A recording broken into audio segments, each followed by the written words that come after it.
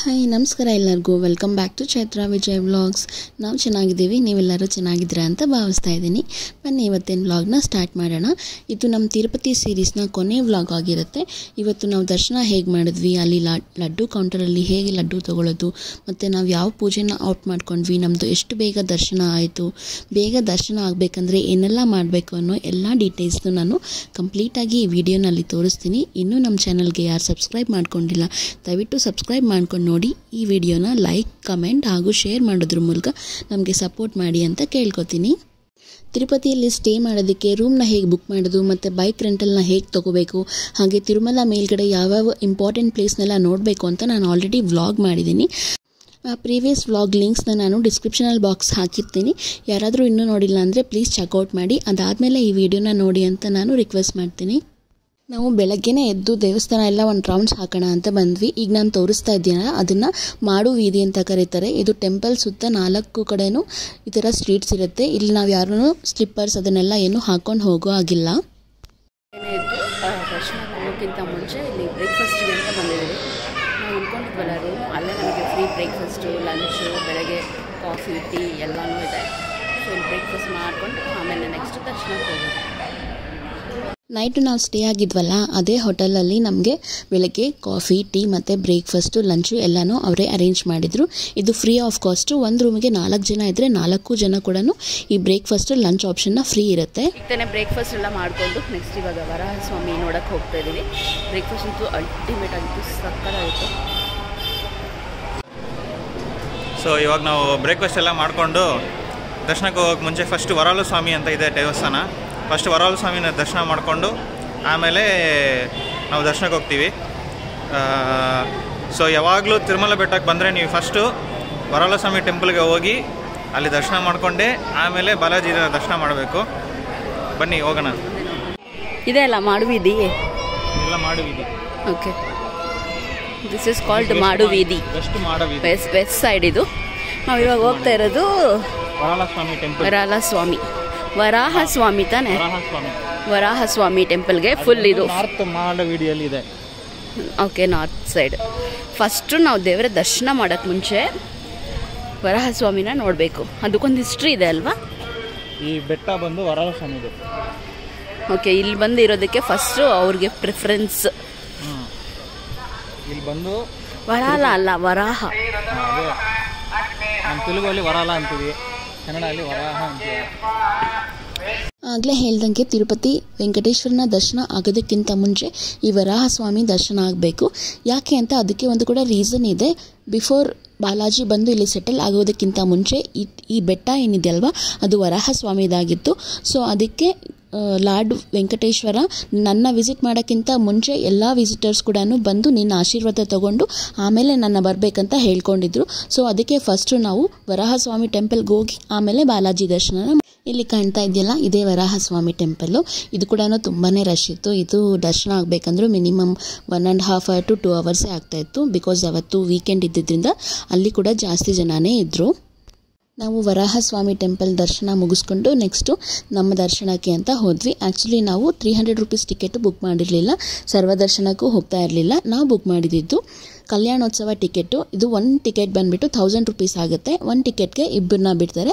ಇದು ಪೂಜೆ ಸ್ಟಾರ್ಟ್ ಆಗೋದು ಬಂದು ಅರೌಂಡ್ 12-12:30ಗೆ. ಬಟ್ ನಮಗೆ ಸುಪಥಮ್ ಎಂಟ್ರೆನ್ಸ್ ಇದೆಯಲ್ಲ, ಅಲ್ಲಿ 11 o'clockಗೆ ರಿಪೋರ್ಟಿಂಗ್ ಟೈಮ್ನ ಕೊಡ್ತಾರೆ. ನಾವು ಅಲ್ಲಿ ಹೋದ್ಮೇಲೆ ನಮಗೆ ಚೆಕ್ಕಿಂಗ್ ಎಲ್ಲ ಆದಮೇಲೆ ಒಳಗಡೆ ಬಿಟ್ಟು ಕಲ್ಯಾಣೋತ್ಸವ ನಡೆಯುತ್ತಲ್ವ ಸೇವೆ, ಆ ಹಾಲ್ಗೆ ಬಿಡ್ತಾರೆ. ಇದು ಗರ್ಭಗುಡಿ ಪಕ್ಕದಲ್ಲೇ ಇರುತ್ತೆ.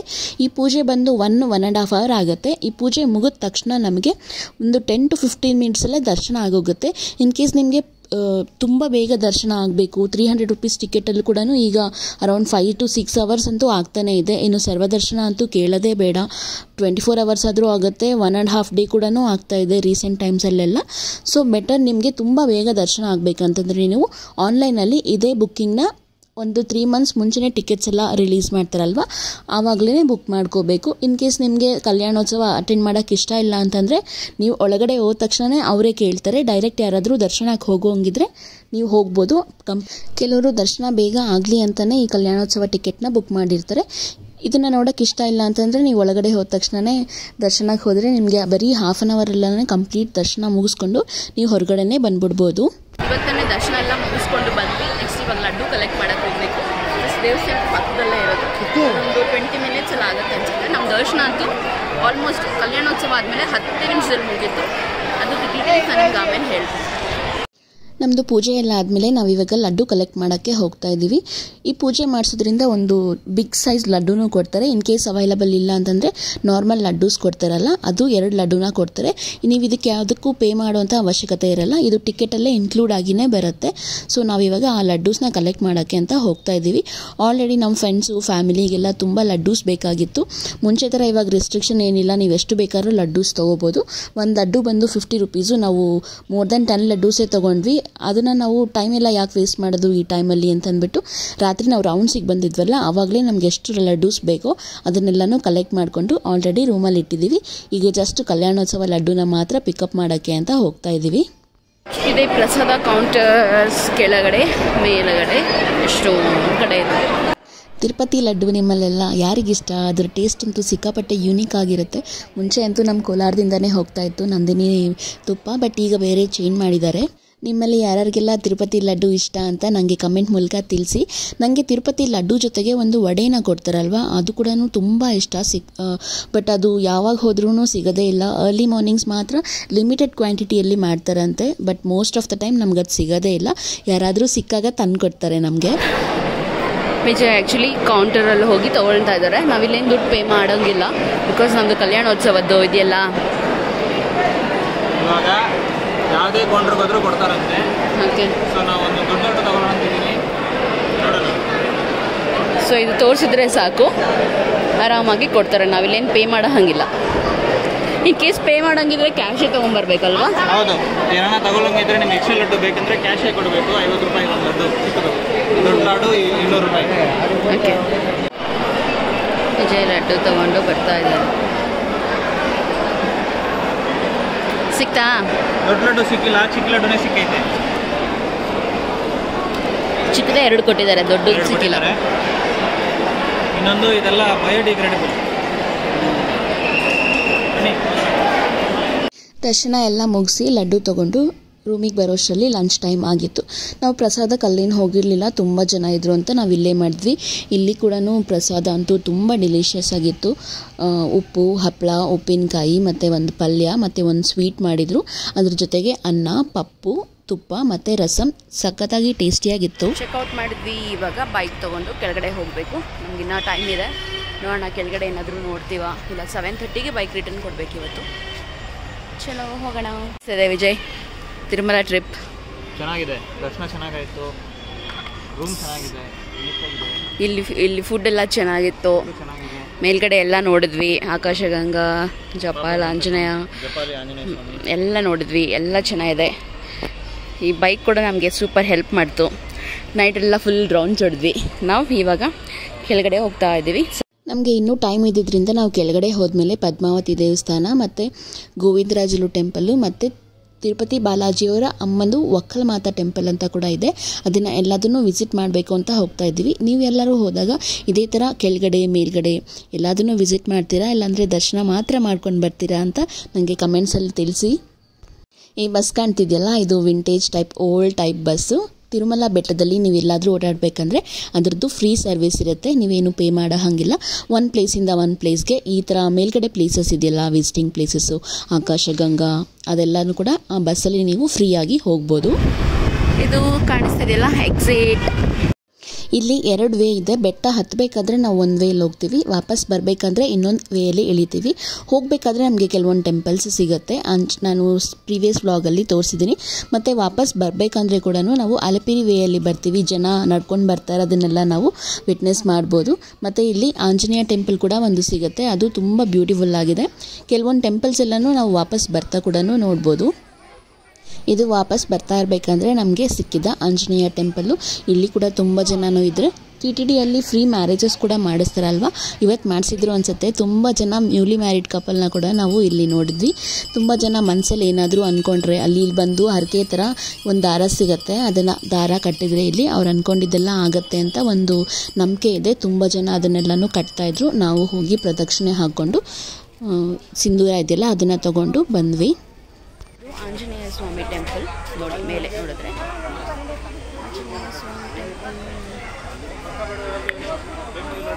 ಇದು ಆ್ಯಕ್ಚುಲಿ ಇಳಿಬೇಕಾದ್ರೆ ಸಿಗುತ್ತೆ, ಹೋಗ್ಬೇಕಾದ್ರೆ ಸಿಗಲ್ವಾ? ನಡ್ಕೊಂಡು ಹತ್ತೋರ್ಗೆ ಸಿಗುತ್ತಂತೆ. ವೆಹಿಕಲಲ್ಲಿ ಏನಾದರೂ ಹೋದರೆ ಇಳಿಬೇಕಾದ್ರೆ ಸಿಗುತ್ತೆ. ನೈಸ್. ಆ್ಯಕ್ಚುಲಿ ಎಷ್ಟೊಂದು ಜನ ಹೊಸದಾಗಿ ಮದುವೆ ಆಗಿರೋರೆಲ್ಲನೂ ನ್ಯೂಲಿ ಮ್ಯಾರಿಡ್ ಕಪಲ್ಸ್ ಎಲ್ಲನೂ ಬಂದಿದೆ. ವೈಲ್ಡ್ ಡಿಯರ್, ಜಿಂಕೆ, ಅದೇನಾದರೂ ಇವಾಗ ನಮ್ಮ ಮೇಲೆ ಜಂಪ್ ಮಾಡಿದ್ರೆ ಗೊತ್ತಿಲ್ಲ. ಬಾಯ್ ಬಾಯ್. ನಾವು ಬೆಟ್ಟ ಹತ್ತಬೇಕಾದ್ರೂ ಕೂಡ ಒಂದು 2-3 ಪ್ರಾಣಿಗಳನ್ನ, ವೈಲ್ಡ್ ಅನಿಮಲ್ಸ್ನ ಈ ಥರ ವಿಟ್ನೆಸ್ ಮಾಡಿದ್ವಿ. ದೂರದಿಂದನೇ ಸ್ಟಾಪ್ ಮಾಡಿಬಿಟ್ಟು ಬೇರೆ ಯಾರು ನಿಲ್ಲಿಸಿ ನೋಡ್ತಾಯಿದ್ರು. ಸೊ ಏನಿದು ಅಂತ ಅಂದ್ಬಿಟ್ಟು ನಾವು ನಿಲ್ಲಿಸಿದಾಗ ನಮಗೆ ಈ ವೈಲ್ಡ್ ಡಿಯರ್ ಕಾಣಿಸ್ತು. ಆಲ್ಮೋಸ್ಟ್ ಗೊತ್ತೇ ಆಗಲ್ಲ, ಸಿಕ್ಕಾಪಟ್ಟೆ ದೊಡ್ಡದಾಗಿದೆ ಕಂಪೇರ್ ಟು ನಾರ್ಮಲ್. ನೆಕ್ಸ್ಟ್ ನಾವು ಬಂದಿದ್ದು ಚಂದ್ರಗಿರಿ ಹತ್ರ ಇರೋ ತಿರುಪತಿ ಬಾಲಾಜಿಯವರ ಅಮ್ಮ ಒಕ್ಕಲಮಾತಾ ಅಂತ ಈ ಟೆಂಪಲ್. ಅದು ಆಲ್ಮೋಸ್ಟ್ ರೋಡಿಂದ 1 ಕಿಲೋಮೀಟರ್ ಮೇಲೆ ಆಗುತ್ತೆ ನಮ್ಗೆ. ಮತ್ತು ಅಲ್ಲಿ ಕೂಡ ತುಂಬ ಜನ ಇದ್ದರು, ನಮ್ಗೆ ಅಷ್ಟೊಂದು ಟೈಮ್ ಇರಲಿಲ್ಲ. ಬೈಕ್ ಬೇರೆ ರಿಟರ್ನ್ ಕೊಟ್ಟು ಟ್ರೈನಿಗೆ ಹೊರಡಬೇಕಾಗಿತ್ತು. ಅದಕ್ಕೆ ನಾವು ರೋಡಿಂದನೇ ನೋಡಿಕೊಂಡು ಬಂದ್ವಿ. ಈ ಟೆಂಪಲ್ ಹೆಸರು ಒಕ್ಕಲಮಾತಾ ಟೆಂಪಲ್ ಅಂತ. ಚಂದ್ರಗಿರಿ ಹತ್ರ ಬರುತ್ತೆ ಈ ಟೆಂಪಲ್ಲು. ಇದು ಅಲವೇಲು ಮಂಗಾಪುರ ಟೆಂಪಲ್ದು ಕಾಂಪ್ಲೆಕ್ಸ್ ಪಕ್ಕದಲ್ಲೇ ಟೆಂಪಲ್ ಇರೋದು.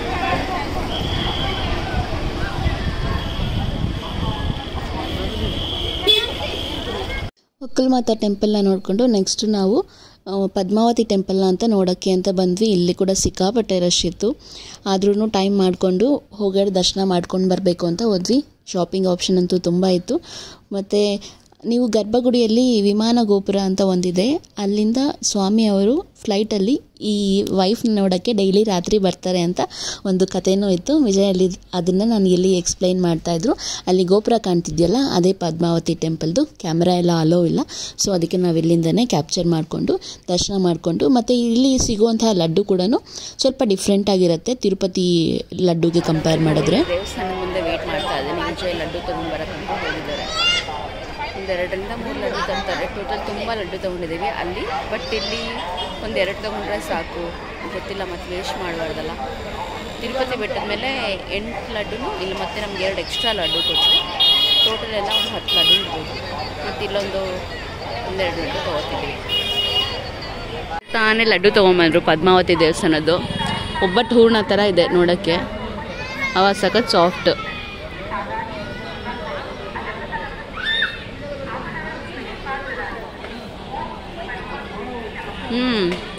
ಸೂಪರಾಗಿದೆ. ಆ್ಯಕ್ಚುಲಿ ತಿರುಪತಿ ಥರದ್ದೇ ಟೇಸ್ಟ್ ಇದೆ, ಬಟ್ ಇನ್ನೂ ಸಾಫ್ಟ್ ಆಗಿದೆ. ನೀನು ತಿನ್ನಲ್ವಾ?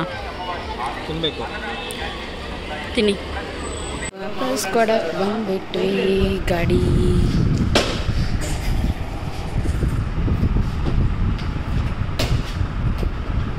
ಬೈಕ್ ವಾಪಸ್ ಕೊಡಕ್ಕೆ ಬಂದಿದ್ದೀವಿ. ಸೊ ಅವರೆಲ್ಲ ಮತ್ತೆ ಪ್ರೊಸೀಜರ್ಸ್ ಎಲ್ಲ ಫಾಲೋ ಮಾಡಿ ಬೈಕ್ ನೀಟಾಗಿ ಚೆಕ್ ಮಾಡಿದ್ರು. ಮತ್ತು ಇನ್ನೊಂದು ಸಲ ಫೋಟೋ ತೊಗೊಳ್ತಾ ಇದ್ದಾರೆ. ಡ್ಯಾಮೇಜಸ್ ಏನಾದರೂ ಆಗಿದ್ರೆ ಚೆಕ್ ಮಾಡ್ಕೊತಾರೆ. ಡ್ಯಾಮೇಜಸ್ ಏನೂ ಆಗಿಲ್ಲ, ನಮಗೂ ಪ್ರಾಬ್ಲಮ್ ಏನೂ ಆಗಿಲ್ಲ. ನಾವು ಕೊಟ್ಟಿದ್ವಲ್ಲ DL, ಅದನ್ನು ಕಲೆಕ್ಟ್ ಮಾಡಿಕೊಂಡು ಅವ್ರಿಗೆ ಏನೇನು ಪ್ರೂಫ್ಸ್ ಎಲ್ಲ ಇತ್ತಲ್ಲ ಅದನ್ನೆಲ್ಲ ರಿಟರ್ನ್ ಇಸ್ಕೊಂಡು, ಮತ್ತು ಅವ್ರದ್ದು ಒಂದು QR ಕೋಡ್ ಇತ್ತು, ಅದನ್ನು ಸ್ಕ್ಯಾನ್ ಮಾಡಿ ರಿವ್ಯೂ ಬರೆಯೋಕ್ಕೆ ಹೇಳಿದ್ರು. ಸೊ ರಿವ್ಯೂ ಎಲ್ಲ ಬರೆದ್ಬಿಟ್ಟು ಅವರನ್ನು ಮಾತಾಡಿಸ್ಕೊಂಡು ನೆಕ್ಸ್ಟು ನಾವು ರೈಲ್ವೆ ಸ್ಟೇಷನ್ ಕಡೆ ಹೊರಟ್ವಿ. ಯಾವ ದೇವಸ್ಥಾನ ಇದು? ಗೋವಿಂದರಾಜ ಸ್ವಾಮಿ ಟೆಂಪಲ್. ಗೋವಿಂದರಾಜನ ಸ್ವಾಮಿ ಟೆಂಪಲ್. ನಮ್ಮ ಟ್ರೈನ್ ಬರೋದಕ್ಕಿಂತ ಸ್ವಲ್ಪ ಟೈಮ್ ಇತ್ತಲ್ವ, ಅದಕ್ಕೆ ಹಾಗೆ ಆನ್ ದ ವೇ ನಮಗೆ ಗೋವಿಂದರಾಜಲು ಟೆಂಪಲ್ ಕಾಣಿಸ್ತು. ಒಳಗಡೆ ಹೋಗಲಿಲ್ಲ, ಹೊರಗಡೆಯಿಂದನೇ ನಮಸ್ಕಾರ ಮಾಡಿಕೊಂಡು ನಾವು ನೆಕ್ಸ್ಟು ರೈಲ್ವೆ ಸ್ಟೇಷನ್ಗೆ ಅಂತ ಬಂದ್ವಿ. ಸ್ಟಾರ್ಟಿಂಗ್ ಪಾಯಿಂಟ್ ಬಂದು ತಿರುಮಲಾಲ ಇದ್ದಿದ್ದರಿಂದ ಟ್ರೈನ್ ಆಲ್ರೆಡಿ ಬಂದು ನಿಂತಿತ್ತು. ನಾವು ಟ್ರೈನ್ಗಳು 35 ಇಲ್ಲಿ ಎಲ್ಲ ನೀಟಾಗಿ ಬೆಡ್ಶೀಟ್ ಎಲ್ಲ ವಾಶ್ಡ್ ಕೊಡ್ತಾರೆ. ಮತ್ತು 2 ಪಿಲ್ಲೋಸ್ ಕೊಡ್ತಾರೆ. ಇದೆಲ್ಲನೂ ಹೊಸದು ಹಾಕ್ತಾರೆ. ಫುಲ್ ವಾಶ್ಡೇ ಇರುತ್ತೆ ಇದು. ಸೊ ಯು ಕ್ಯಾನ್ ಆರಾಮ್ಸೆ sleep and go. Indian Railways has developed a lot, not like before.